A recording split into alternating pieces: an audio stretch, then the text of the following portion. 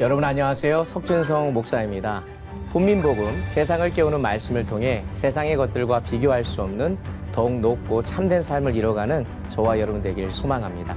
오늘 이 시간 함께해 주실 귀한 패널분들 또 자리에 함께해 주셨습니다. 반갑습니다. 안녕하세요. 한 주간 잘 지내셨죠? 네. 오늘 여러분들과 함께 살펴볼 주제는요. 헛된 지혜를 구하지 말라입니다. 우리가 매주마다 지혜에 대해서 지금 계속해서 살펴보고 있는데 오늘 강의는 좀 한 이야기를 들려드리면서 좀 시작을 했으면 좋겠어요. 어느 의대에 자신이 최고라고 의시되던 그런 두 학생이 있었습니다. 이 학생들이 하루는 병원에 복도를 걸어가고 있는데 어떤 남자 환자 환자분이 갑자기 매우 고통스러운 표정을 하면서 허리를 막 숙이고 있는 거예요. 그래서 이 한 학생이 저거는 분명 류마티스 관절염일 거야 라고 그랬다는 거예요. 그랬더니 다른 학생이 아니라고요. 디스크가 분명하다고. 그러면서 서로 옥신각신 이제 싸우기 시작했습니다. 근데 잠시 후에 그 환자분이 이 두 학생에게 다가오는 거예요. 다가와서 뭐를 묻는데 하는 말이 뭐냐면 저 화장실이 어디 있나요? 반전. 좀 우스개 이야기지만 사람이 제 아무리 똑똑하다고 하더라도 모든 것을 다 아는 것은 아니라고 생각합니다. 인간의 경험이나 지식엔 다 한계가 있어요. 그래서 우리가 살아가는 이 세상을 보면 정말로 정보가 넘쳐나는 시대 아닙니까? 그래서 어느 신문 기사에 따르면 미국의 그 뉴욕 타임즈라고 하는 그 신문에 매년 이 보면 하루에 실는 그런 정보가 하루에 실는 정보의 양이 17세기에 그 영국인들이 평생 접했던 것보다 훨씬 더 많대요. 그 정도로 정보의 양이 넘쳐나는 거죠. 그 전문가들은 인류의 지식의 양이 1년마다 매년마다 2배씩 이상 증가한다라고 이렇게 얘기를 합니다. 저희 뇌는 똑같은데요. 뇌는 똑같죠. 근데 그만큼 또 우리는 망각의 은사가 있지 않습니까? 아, 감사하네요. 빼고 채우고 그렇죠. 빼고. 근데 인간의 지식이 이렇게 확대됨과 동시에 또 세상도 급변한다는 게 또 굉장히 큰 문제죠. 너무나 빨리빨리 변하잖아요. 그쵸. 정보도요, 하루에 수십 가지가 금방금방 뭐 분단위, 초단위로 업데이트 되는 게 우리가 살아가는 세상이에요. 어쩌면 이렇게 지식이 풍부해지고 과학기술이 발달하면서 우리의 삶도 풍족해진 것 같고 편리해진 것 같아요. 그런데 과연 우리의 삶은 더 행복해졌을까? 라는 그런 질문을 좀 해볼 필요가 있습니다. 오히려 지식이 많아지면서 사람들이 더 악해졌고요. 또 교만해졌어요. 그러다 보니까 우리의 인류의 삶을 더 불행하게 만들고 있는 건 아닐까라는 그런 반문도 해볼 수 있는 거죠. 지식이 분명 유용한 건 맞는데 한계가 있다는 것을 우리가 알아야 되고 아무리 많은 지식을 가졌다 하더라도 그것이 우리에게 행복을 가져다 주는 것은 아니라는 거예요. 오늘 이 본문에 해당되는 14절에서 이 전도자는 이렇게 얘기해요. 내가 해 아래에서 행하는 모든 일을 보았노라. 보라, 모두 다 헛되어 바람을 잡으려는 것이로다. 헛되고 바람을 잡으려 한다. 이 헤벨이라는 단어가 아마 떠오르실 거예요. 여러분 전도자로 추측되는 이 솔로몬은 어떤 사람인지 잘 알잖아요. 이 세상에서 지혜로 명성을 날린 자예요. 열왕기상 4장에 가보면은 애굽의 모든 지혜 있는 사람들보다 뛰어난 자였다라고 얘기하고 또 잠언도 3,000개 이상을 지었고 뭐 105개 노래도 지었으며 식물, 동물, 조류, 어류 할 것 없이 모든 다방면에서 박학다식한 사람이었습니다. 근데 그러한 사람이 지금 뭐라고 얘기합니까? 자신의 지혜와 지식이 헛되다라고 얘기해요. 왜 이렇게 얘기했을까? 시간이 한참 지나서 노년에 깨달은 거겠죠. 그러면 왜 자신의 지혜와 지식이 헛되다고 얘기했을까? 그 부분을 좀 여러분하고 오늘 함께 살펴보려고 하는데 하나님을 떠난 지혜는요. 우리의 인생에 괴로움과 수고만 더할 뿐이기 때문에 그렇습니다. 우리 장희원 아나운서님 12절 13절 말씀 읽어봐 주시겠습니까? 나 전도자는 예루살렘에서 이스라엘 왕이 되어 마음을 다하여 지혜를 써서 하늘 아래에서 행하는 모든 일을 연구하여 살핀즉 이는 괴로운 것이니 하나님이 인생들에게 주사 수고하게 하신 것이라. 아멘. 이스라엘의 왕이었던 이 전도자가 인생이 무엇인가를 연구하기 위해서 마음을 다했고 온갖 지혜를 사용해서 모든 일을 열심히 연구했다고 지금 얘기합니다. 마음을 다했다는 것은 전심을 다했다는 거예요. 그러니까 적당히 연구한 게 아니라는 거예요. 심혈을 다해서 연구를 한 거죠. 그래서 인생의 의미를 찾기 위해 지혜란 지혜를 다 동원해서 다방면으로 연구하고 노력했는데 그가 얻은 결론이 뭐예요? 인생은 괴로워. 영화 좀 봤죠? 인생은 괴로워. 그 이유가 뭐냐? 말씀에는 뭐라고 나와 있냐? 하나님께서 인생들에게 수고하게끔 하셨다. 이런 표현이 나와요. 좀 이상하지 않습니까? 하나님이 인간에게 괴로움을 주셨다? 하나님은 우리에게 기쁨을 주시고 만족을 주셔야 정상 아닙니까? 그런데 왜 하나님이 우리에게 괴로움을 주셨다고 했을까? 그 이유는 솔로몬이 그 연구의 대상으로 삼고 있었던 게 해 아래의 것들이었기 때문에 그래요. 해 아래의 세계. 자, 지혜의 대상이 이 세상이었다라는 건데 솔로몬은 분명 전무후무한 지혜를 하나님으로부터 받았습니다. 그리고 그 지혜로 해 아래 인생을 살펴봤는데 처음에는 하나님이 주신 그 지혜에 대해 감사하면서 굉장히 겸손했던 그가 시간이 지나면 지날수록 해 위에 계신 하나님을 점점 잊어버리고 무시하기 시작했던 거죠. 그러면서 정말 자신에게 가지고 있는 이 지혜와 지식이 하나님으로부터 온 것이 아니라 자기가 뭐가 됐냐 착각하고 살았던 겁니다. 그래서 여러분 우리가 좀 기억해야 될 게 뭐냐면 해 아래에 있는 것들은요. 해 위에 계신 하나님과 연결되지 않으면 아무 소용이 없는 겁니다. 네. 우리가 살아가는 삶 속에서 이러한 원칙을 우리가 기억하지 않으면 안 되는 거죠.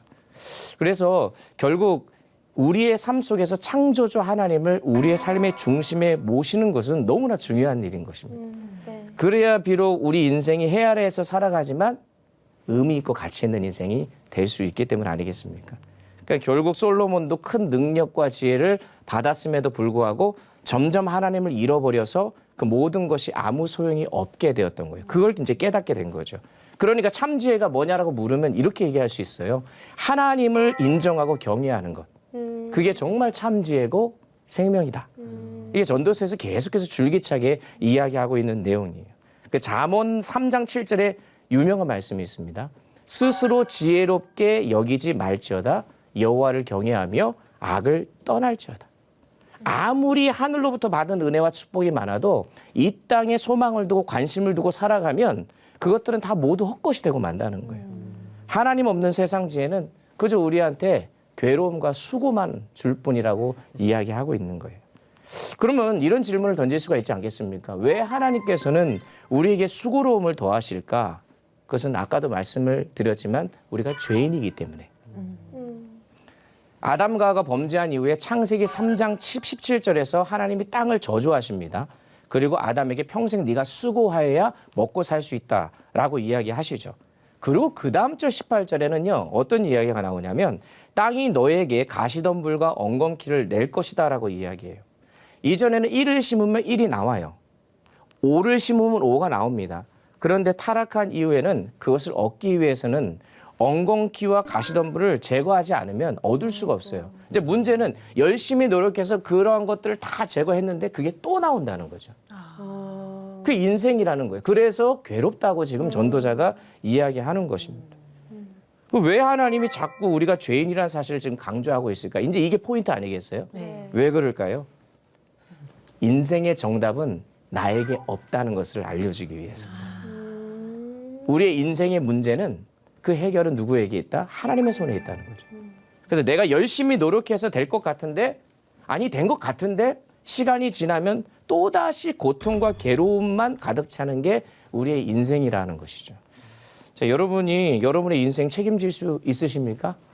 아니요. 건강 책임질 수 없죠. 그렇죠. 뭐 혹시 자녀 있으신 분들은 자녀의 인생을 우리가 책임질 수 없잖아요. 그러니까 전도자는 그래서 안 된다고 얘기하는 거예요. 그러니까 지혜를 얻어서 세상으로부터 인정을 받았고 세상의 힘이란 힘은 다 얻었지만 이 전도자가 마지막에 고백하는 게 그의 삶은 괴로움뿐이고 고통뿐이다라고 이야기하는 겁니다. 그래서 마태복음 6장에서 예수님이 이런 말씀까지 하세요. 솔로몬의 모든 영광으로도 입은 것이 이 꽃 하나만 갖지 못하였느니라. 솔로몬이 어마어마한 영광을 누렸잖아요. 네. 그런데 하나님을 잃어버린 세상의 부귀영화는 하나님께서 함께 하시는 꽃 한 송이만도 못하다라고 이야기하는 거죠. 그러니까 저와 여러분이 이 세상에 어떤 신분을 가졌든 무엇을 가졌든 중요한 것이 내가 얼마나 가졌느냐, 내가 어느 위치에 있느냐가 중요한 게 아니라 하나님이 지금 나와 함께하고 계시냐. 이게 더 중요한 것 아니겠습니까? 네. 그런 거를 잃어버리고 또 하나님이 나와 함께 하심을 망각한 채 살아가면 허무한 인생을 살 수밖에 없다는 거예요. 그런데 이러한 수고와 괴로움으로부터 벗어날 수 있는 방법을 우리에게 성경은 이야기합니다. 궁금하시죠? 뭔가요? 뭔가요? 근데 여러분 이미 다 알고 계세요. 마태복음 11장 28절. 수고하고 무거운 짐진 자들아 다 내게로 오라 내가 너희를 쉬게 하리라. 아멘. 세상 지혜는 괴로움과 수고를 줄 수밖에 없지만 하늘의 지혜이신 예수 그리스도는 우리에게 참된 안식과 쉼을 가져다 주신다는 거죠. 그래서 우리에게는 정답이 없어요. 하나님만이 우리의 삶의 길을 아시고 또 우리의 가정과 우리의 삶에 나아갈 방향을 다 아시는 겁니다. 그래서 자꾸 하나님께서 저와 여러분의 인생에 문제를 던지시죠. 자꾸 문제를 던져요. 왜 던지는지 아세요? 나를 생각하라고. 나를 생각하라고. 혼자 해결할 수 없음을 깨닫게 하려고. 아, 중요한 거 말씀해 네. 주셨어요. 네. 문제를 던지시는 이유는 해결하라고 주시는 게 아니에요. 이 문제 앞에서 내가 아무것도 할 수 없다고 두 손 두 팔 들라는 거예요. 내가 해결할 테니. 그래서 이 하나님이 우리에게 주시는 사인을 알아야 돼요. 그래서 인생의 문제를 해결할 수 있는 능력이 나에게 없음을 인정하라. 이것을 지금 솔로몬이 깨달았다는 겁니다. 그러니까 모든 지혜와 지식을 가지고 다 들여다봤는데 자신이 할 수 있는 게 아무것도 없다는 사실을 깨닫고는 우리에게 요구하고 있는 거죠. 그럼 결국 우리가 필요한 게 뭐겠어요? 창조주 하나님을 내 안에 모시고 그분의 눈으로 나의 인생을 바라볼 필요가 있는 겁니다. 그래서 저는 신앙생활이라는 것은 눈이 바뀌는 거다라고 보통 정의를 내리거든요. 예수 믿기 전과 예수 믿고 난 이후에 달라져야 되는데 뭐 그것이 뭐 내가 예수 믿었으니까 내가 좀 착하게 살아야지 이 정도가 아니라 세상을 바라보고 나의 인생을 바라보는 눈, 관점이 달라지는 거예요. 네네네. 그래서 여러분 안경에 셀로판지 노란 거나 빨간 거 하면 그 색깔 따라 보이지 않습니까? 네네. 그 사도 바울이 예수님을 만나고 여러분 앞이 안 보이게 되잖아요. 근데 아나니아에서 눈이 띄어집니다. 네. 그때 비늘이 벗겨졌다는 표현이 나오거든요. 그 비늘이 바로 옛날에 자신의 교만함과 옛자와 자신의 세상의 가치관 그것들이 벗겨지면서 영적인 눈이 열린 사건입니다. 그러니까 사도 바울이 예수 그리스도를 아는 지식이 가장 고상하다라고 이야기하면서 자신의 가진 모든 것을 배설물로 여겼다. 헛되다고 얘기한 거죠. 네. 나 예수 믿었으니까 내가 가지고 있는 것 다 내려놓고 하나님만 쫓아야지 백날 해봐도 안 됩니다. 잠깐은 할 수 있어요. 제가 말씀드린 요지는 뭐냐면 가장 가치 있는 것을 깨달으면 나머지는 순위가 밀려나게 돼 있어요. 내가 여전히 세상의 것을 붙들고 하나님도 붙들고 있으면 왔다 갔다 하는 그런 신앙의 삶을 살지만 나의 삶의 중심에 하나님이 계시고 그 하나님이 나의 우선순위에 가장 중요하다는 것을 깨닫는 순간 다른 것은 하찮아 보이거든요. 이 전도자가 그것을 지금 깨달았다는 거죠. 근데 이 눈이 열리지 않은 상태에서 우리의 인생을 살피면 우리의 인생은 괴로워요. 그저 고통스러울 수밖에 없는 것입니다. 그래서 예수 그리스도를 내 삶의 주인으로 모시고 그분의 렌즈와 관점으로 내 인생을 바라볼 때 우리에게 참된 안식과 쉼이 주어지는 거라는 것을 우리가 깨달아야 될 거라고 생각합니다. 그리고 하나님 없는 지혜는 인간의 본질적인 문제를 해결하지 못하기 때문에 헛된 것입니다. 15절 말씀에 보니까 전도자가 이런 말을 하거든요. 구부러진 것도 곱게 할 수 없고 모자란 것도 셀 수 없도다.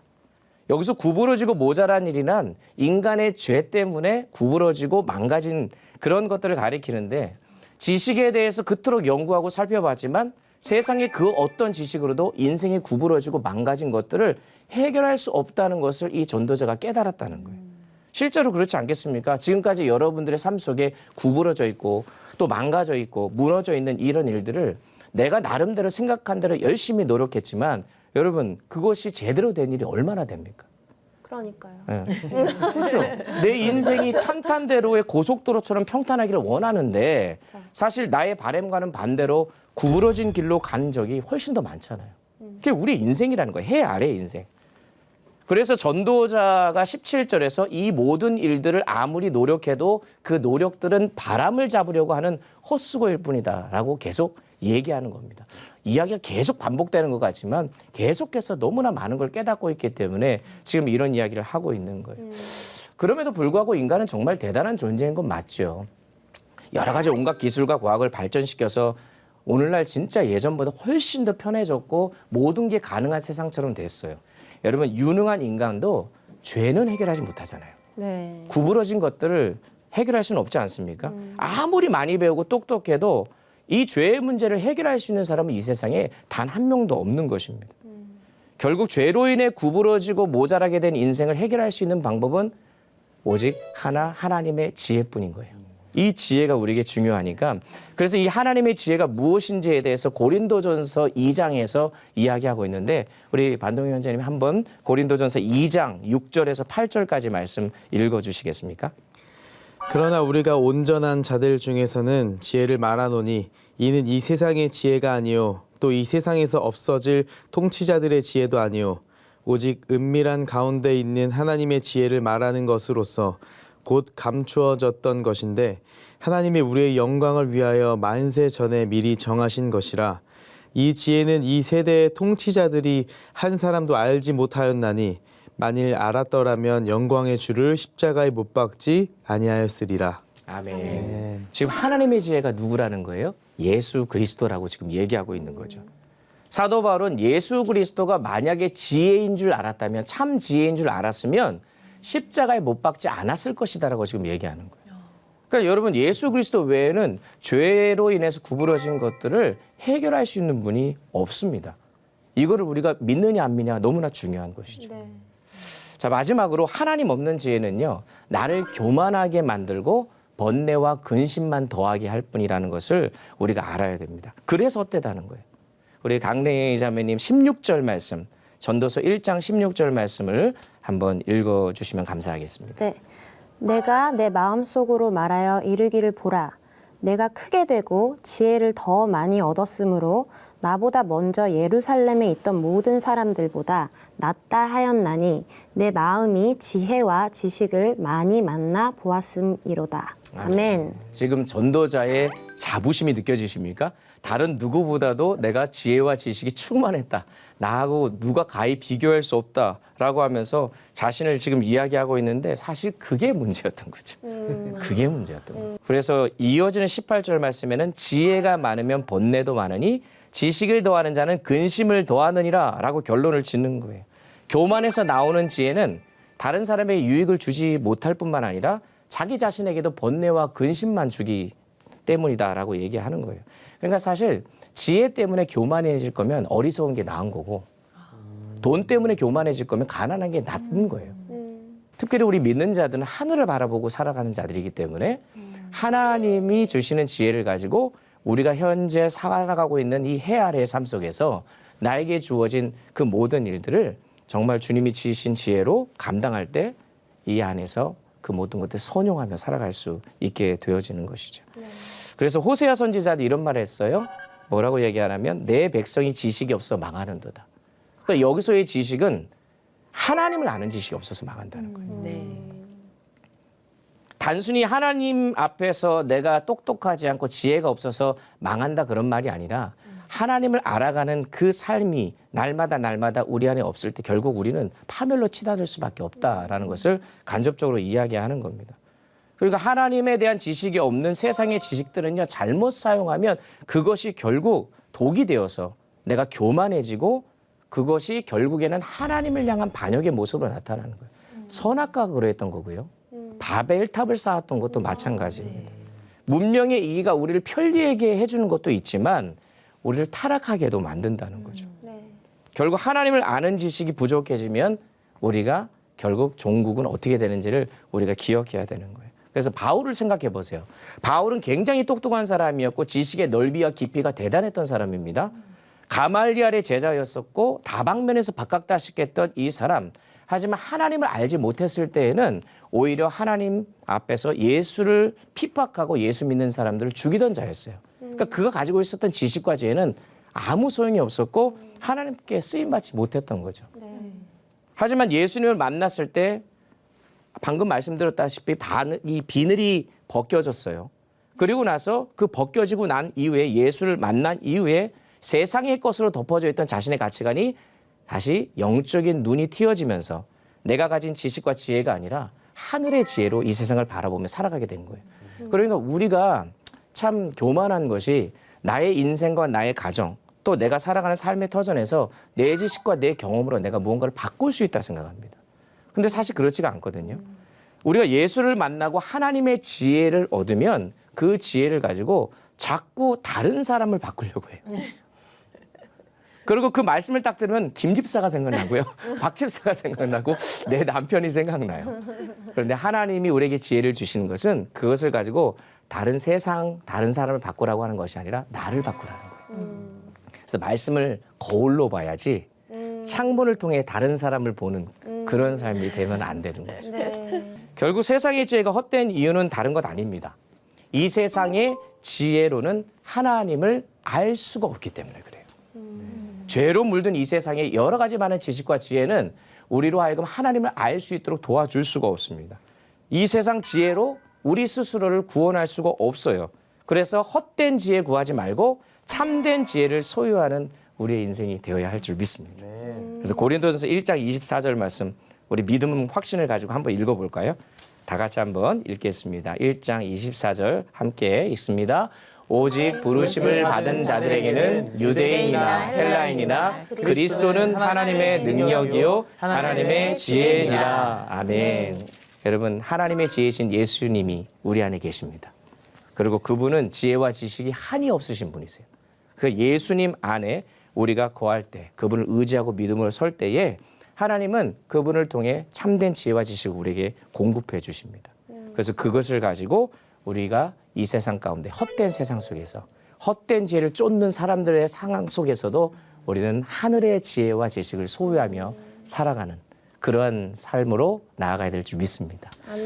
오늘 강의는 여기서 마치겠는데요. 여러분 오늘 함께 이야기를 들으면서 좀 깨달은 거나 질문 혹시 있으십니까? 저는 그 아까 바울 네네네. 말씀하셨을 때 솔직히 바울이 그 잘못된 길을 밟고 있는데 하나님이 멈추시려고 눈을 안 보이게 하신 거잖아요. 네네. 근데 다른 고통이 있었을 수도 있죠. 다리 갑자기 걷지를 못한다든지. 네, 근데 맞아요. 지금까지 못 생각하다가 오늘 목사님 말씀을 들으니까 관점을 바꿔주시려고 눈을 한번 가리셨다가 하나님의 관점으로 탁 바꿔주신 것 같아요. 그래서 그 생각을 하니까 우리가 그냥 살 때 정말 안개 수증기와 같은 걸 마구마구 잡으면서 살면서 괴로워 이러면서 살고 맞아요. 있었잖아요. 네. 그런데 그렇게 관점이 싹 이제 바뀌고 나면 그 하나님을 인정하고 네. 경외하는 삶으로 바뀔 수 있는 그 단계를 실천할 수 있게 아주 지혜의 그 순서를 네, 맞아요. 이 말씀이 하나씩 다 알려준 것 같아요. 네. 무슨 자습서처럼 그러세요. 네. 요렇게 해봐. 그래서 참 좋은 시간이었던 것 같아요. 네, 감사합니다. 자, 하늘의 지혜를 깨달아가는 것은 무궁무진합니다. 우리가 그동안 그 느낌을 알지 못했고 또 그것을 들어도 한 귀로 듣고 한 귀로 흘리는 그런 모습이 있어서 사실 사도 바울이 눈이 멀었을 때에 앞이 안 보여서 얼마나 답답했겠어요. 근데 그에게 가장 큰 충격이 뭐였을까요? 내가 평생 장님으로 살아야 돼. 이게 큰 충격이었을까요? 저는 그렇게 생각하지 않아요. 사도 바울은 평생 자기가 진리라고 믿고 있던 게 무너진 거예요. 자기가 가치요. 그럼요. 자기가 중요하다고 여기고 맞다고 생각했던 가치가 무너졌습니다. 부활의 주를 만났더니 자기가 헛된 것을 쫓았다는 걸 알았던 거죠. 그것을 깨닫고 나서부터는 진짜구나. 그러니까 진짜를 만난 사람은 달라요. 그러니까 우리는 진짜를 만난 자들이잖아요. 네. 그럼 우리를 통해 아 진짜 만난 자의 삶은 다르구나. 이걸 우리를 통해 느껴야 되지 않겠습니까? 네. 좋습니다. 그래서 사실 이 고난이라고 주어졌을 땐 당장에 보이는 눈의 현실 때문에 우리는 고통스럽지만 그래서 렌즈가 중요하다는 거죠.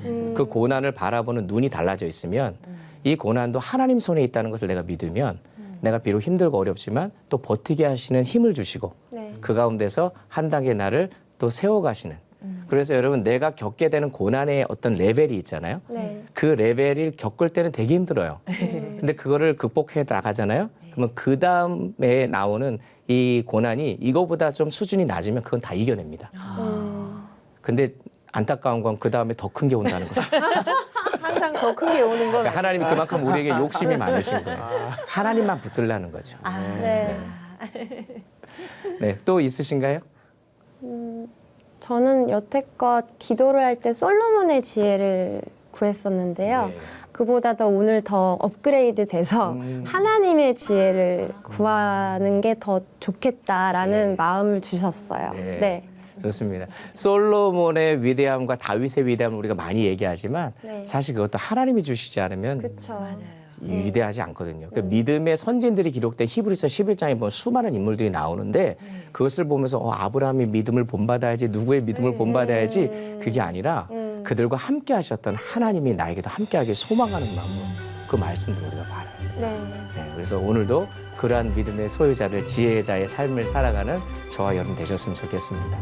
네, 오늘도 수고 많으셨고요. 다음 주에 뵙도록 하겠습니다. 감사합니다. 감사합니다.